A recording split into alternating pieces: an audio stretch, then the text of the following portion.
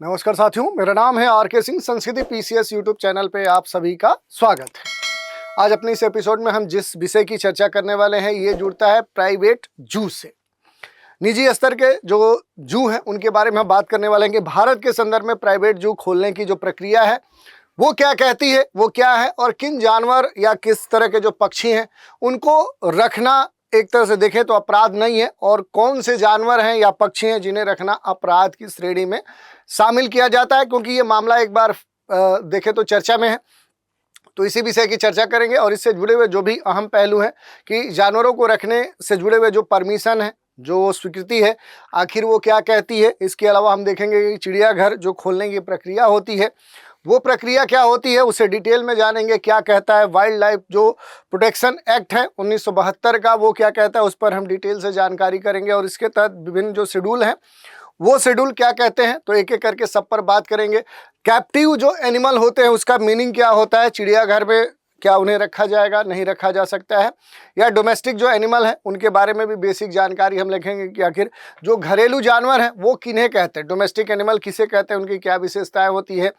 घायल जो जानवर होते हैं, अक्सर आप देखे होंगे कि कई सारे स्थानों पर जो जानवर हैं वो किसी कारण से घायल हो जाते हैं या कुछ लोग उन्हें एक तरह से घायल कर देते हैं। तो इनके संदर्भ में जो भी रेस्क्यू सेंटर हैं उनके बारे में जो बेसिक जानकारी है वो क्या होती है, उस पर भी हम बात करेंगे। खासतौर पर इस समय जो चर्चा का विषय है वो एलिफेंट को भी लेकर देखने को मिला था। कुछ समय पहले देखें तो एक एलिफेंट को एक चिड़ियाघर में, प्राइवेट जू में ले जाने का जो मामला है वो काफ़ी चर्चा में था। तो इसी में हम देख लेंगे कि हाथी रखने के लिए क्या प्रावधान होते हैं। कई सारे जगहों पर आप देखेंगे तो लोग निजी स्तर पे हाथी रखते हैं, तो इसके लिए क्या अपने देश में प्रोविज़न बनाया गया है, और विदेश से जो जानवर हैं वो मंगाए जाते हैं तो वो क्या प्रक्रिया होती है, इसके लिए क्या पूरी जो प्रोसेस है वो अपनाई जाती है, उस पर हम बात करेंगे। और देखेंगे विदेश से लाए गए जो जानवर हैं, जो पक्षी हैं, फॉरेन जो एग्जॉटिव जो स्पेसीज होते हैं वो क्या होते हैं, उनके बारे में भी बेसिक जानकारी लेंगे। क्योंकि दूसरे देशों से जो लाने वाली बात है, ये जो पॉलिसी है ये काफ़ी जटिल होती है, तो उस पर भी संक्षिप्त रूप से हम बात कर लेंगे। तो ये आज का हमारा सेशन है, तो इससे जुड़े हुए जो भी महत्वपूर्ण पहलू हैं उन पर आज हम बात करेंगे। चलिए स्टार्ट करते हैं। सबसे पहले अगर हम बात करें चर्चा में आगे बढ़ने से पहले, तो आप लोगों के लिए एक महत्वपूर्ण सूचना है। संस्कृति आईएएस के द्वारा बड़ा ही महत्वपूर्ण जो ऑफर है वो संचालित किया जा रहा है। टीचर्स डे के स्पेशल ऑफर के तहत देखें तो एसए के जो कोर्सेज हैं या एनसीईआरटी कोर्सेज हैं, जनरल हिंदी के जो कोर्सेज हैं, इन पर बड़ा ही महत्वपूर्ण छूट दी जा रही है। जैसे एसए के कोर्स पर 80% की छूट दी जा रही है। इसके अलावा आप देखेंगे तो यहाँ पर जो एनसीईआरटी कोर्सेज हैं इन पर भी 80% की छूट दी जा रही है। जनरल हिंदी के जो कोर्स हैं उन पर मोर देन 75% का डिस्काउंट दिया जा रहा है। और ये जो छूट है ये 2 से लेकर 6 सितंबर के बीच में ही वैलिड है, यानी 6 सितंबर इसकी डेडलाइन है, लास्ट डेट है। तब तक अगर इन कोर्स में नामांकन करवाते हैं तो आप इस छूट का लाभ प्राप्त कर सकते हैं। इसके अलावा भी अगर कोई क्वेरी है तो आपके उसकी जानकारी के लिए, या कोई जानकारी चाहते हैं, शंका समाधान चाहते हैं, तो उसके लिए नीचे दिए गए जो नंबर है 9555124124 पे कॉल करके जानकारी प्राप्त कर सकते हैं। या फिर दूसरा तरीका है संस्कृति आईएएस की जो वेबसाइट है वहाँ विजिट करके भी जानकारी प्राप्त कर सकते हैं। तो आज जो हम बात करने वाले हैं जानवरों के रखने के लिए जो भी परमिशन है, जो स्वीकृति है, उसी के संदर्भ में, क्योंकि वाइल्ड लाइफ प्रोटेक्शन एक्ट जो 1972 है इसके तहत जो चिड़ियाघर है, सेंट्रल जू अथॉरिटी है, उससे मान्यता प्राप्त करके एक ऐसी जो संस्था है इसके आधार पर क्या है कि निर्धारित किया जाता है जहां पर जो भी कैप्टिव एनिमल है लोगों के लिए जो सामने प्रदर्शनी या सर्कस के लिए या फिर ब्रीडिंग के लिए रखे गए हैं, तो इनके बारे में आखिर कानून क्या कहता है। तो ये सबसे खास जो चर्चा का जो विषय है वो बना हुआ है। जो भी वाइल्ड लाइफ जो ट्रस्ट ऑफ जो इंडिया है उसके जो सीईओ हैं लुई हैं, उन्होंने बीबीसी से बातचीत करते हुए ये कहा था कि इसके लिए जो कानूनी प्रोसीजर है, कानूनी तौर पे अगर बात करें तो प्राइवेट जू की जो बात की जाती थी, तो प्राइवेट जू जैसा कोई भी कंसेप्ट अपने देश में नहीं है कि प्राइवेट जू बनाने के लिए कोई कानून बनाया गया है। वो ये भी कहता है कि आप कई जानवरों को अपने घर पर रख कर उसे अपना जो प्राइवेट चिड़ियाघर है वो नहीं कह सकते, भले ही उन्हें रखने के लिए आपके पास लाइसेंस ही क्यों ना हो।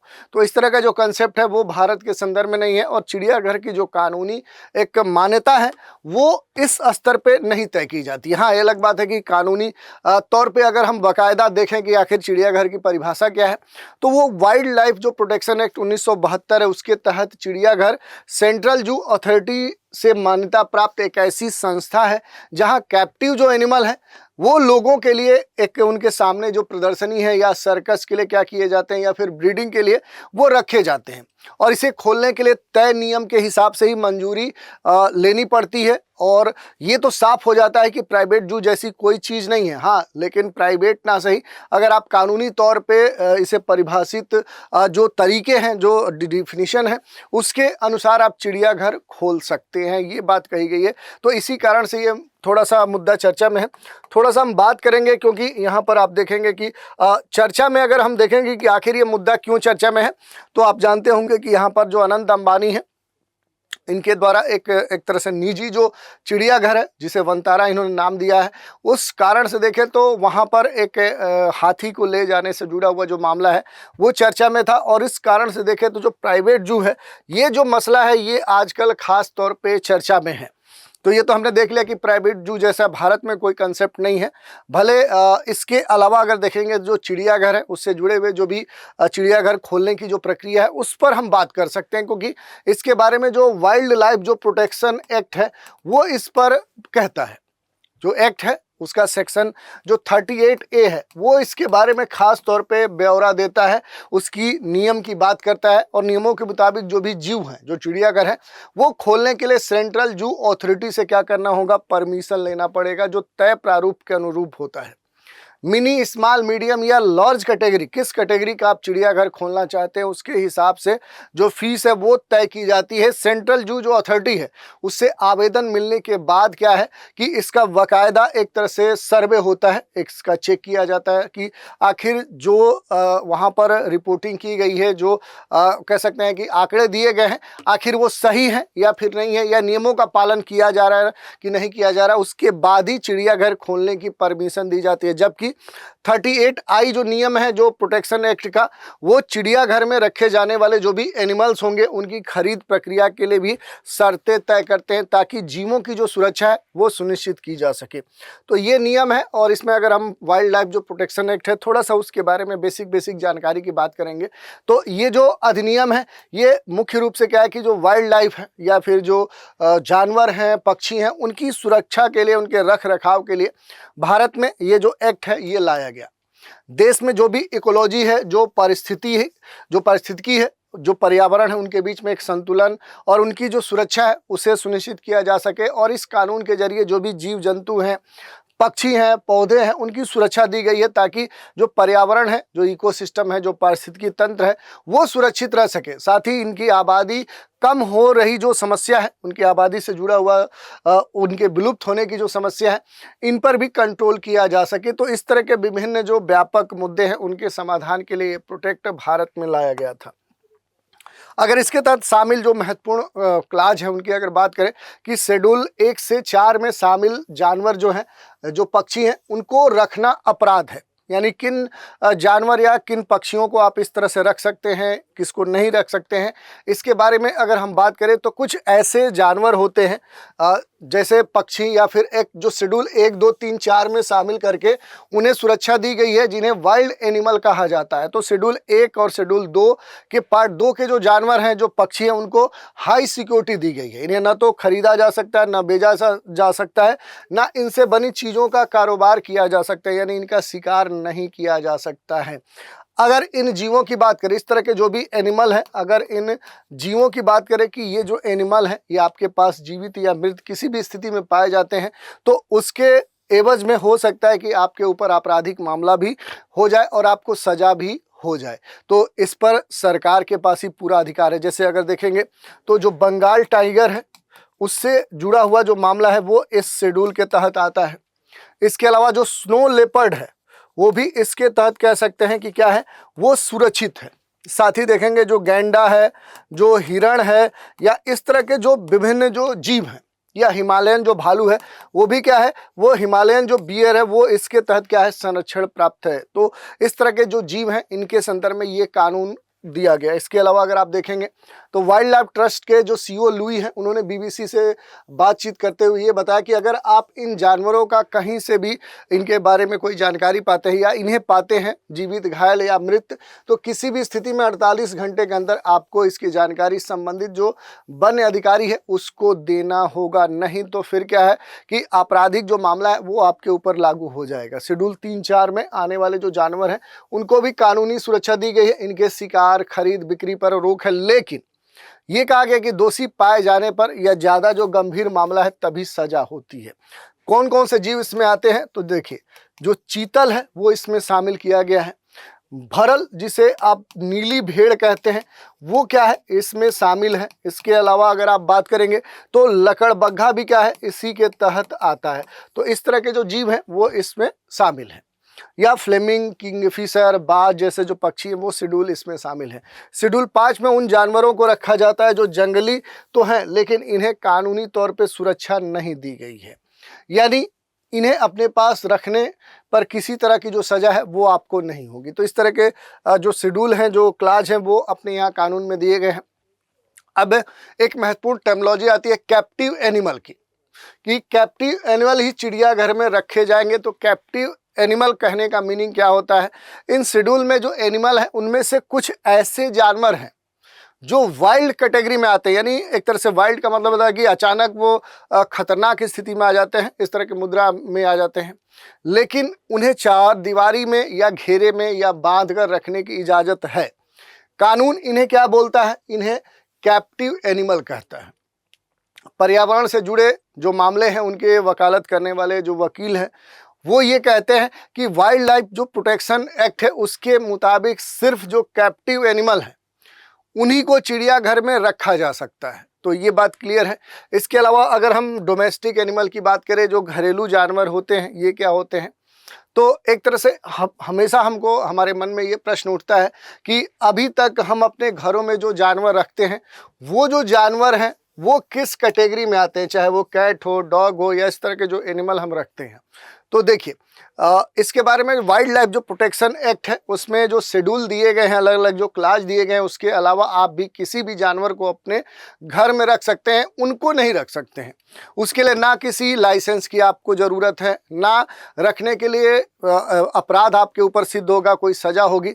और इस तरह के जो भी जानवर हैं वो क्या है, वो घरेलू जानवर या डोमेस्टिक जानवर कहलाते हैं। जैसे बिल्ली हो गया, कुत्ता हो गया, भैंस हो गया, बिल्ली, सुअर, खरगोश, इस तरह के गाय। तो ये जो जीव हैं ये डोमेस्टिक एनिमल कहते हैं। इन्हें घर में रखने के लिए प्रिवेंशन ऑफ जो क्रुएल्टी एनिमल एक्ट है उसमें बनाए गए जो नियम है उसका पालन करना होगा, तभी क्या है कि ऐसे जीवों को आप अपने घर में रख सकते हैं। घायल जानवरों के लिए बनाए जा रहे रेस्क्यू सेंटर, जो भी चिड़ियाघर या रेस्क्यू सेंटर है, उसमें बस एक अंतर होता है कि चिड़ियाघर में जानवर पक्षी को लोगों के लिए प्रदर्शनी के लिए रखा जाता है, लेकिन रेस्क्यू सेंटर में ऐसा नहीं किया जाता है। उनकी सुरक्षा के लिए इस तरह के प्रयास किए जाते हैं, चाहे उनका कोई एक्सीडेंट हो गया हो, अवैध तस्करी हुआ, कोई जानवर उन्हें घायल कर दिया हो, तो इस तरह से क्या है कि इन्हें रेस्क्यू सेंटर में रखा जाता है। और ये जो जानवर हैं या जो पक्षी हैं, वाइल्ड लाइफ प्रोटेक्शन एक्ट के तहत बनाए गए जो जानवर हैं या पक्षी हैं, उनके लिए जो भी रेस्क्यू सेंटर है, जो एक तरह से पूरी तरह से क्या है कानूनी प्रक्रिया के तहत बनाए गए, वहाँ पर उन्हें रखा जा सकता है। और कानून में जो भी रेस्क्यू सेंटर है उस सेंटर में भी देखें तो जो महत्वपूर्ण है, जैसे जू सेंटर टाइप के भी जो कुछ इस तरह के जो सेंटर हैं वो भी इसमें शामिल है। चिड़ियाघर और रेस्क्यू सेंटर में बस एक ही फ़र्क हो जाता है कि चिड़ियाघर में जानवर पक्षियों को लोगों के लिए दिखाने के लिए रखा जाता है, लेकिन रेस्क्यू सेंटर में ऐसा कुछ भी नहीं है।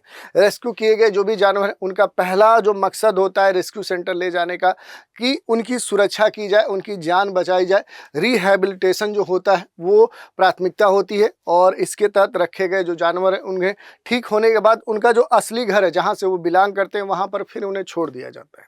अगर जानवर कोई विदेशी प्रजाति का है, अगर स्पेसीज के स्तर पे वो विदेशी है, तो उससे उसकी ओरिजिनल जो कंट्री है वहाँ पर छोड़ा जाएगा। और इस तरह के जो कानून है वो हमारे यहाँ, इसमें एक दो चीज़ें और हैं जिन्हें हम देख सकते हैं। जैसे अगर हाथी रखने के लिए अगर हम प्रावधान की बात करें, क्योंकि हाथी से जुड़ा हुआ जो मामला है वो कई जगह चर्चा में है, इस कारण से देखें तो इसके बारे में बेसिक जानकारी हमें होनी चाहिए।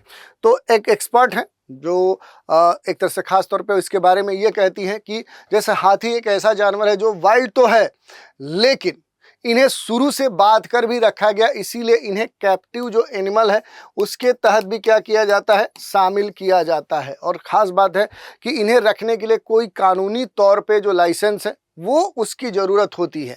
बिना लाइसेंस के आप किसी भी एलिफेंट को, किसी भी हाथी को अपने पास रख नहीं सकते हैं। अगर रखते हैं तो आपके ऊपर क्या हो सकता है, कानूनी तौर पे सज़ा हो सकती है।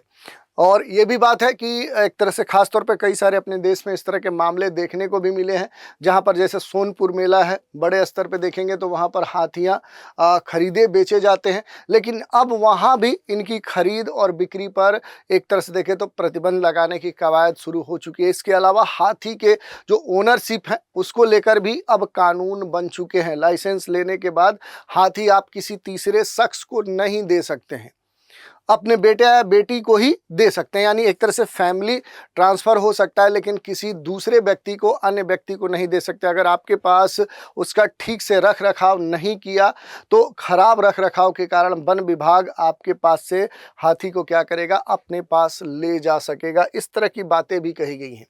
विदेशों से जो जानवर है वो मंगाने की जो बात है वो इतना आसान नहीं होता, जटिल प्रक्रिया होती है, क्योंकि ये जो घरेलू प्रजाति की बात अगर इसमें हम करें तो कई लोग विदेशी प्रजाति के जो जानवर हैं, जो पक्षी हैं, उनको रखने के वो शौकीन तो होते हैं, लेकिन कम शौक, जितना आसान नहीं है।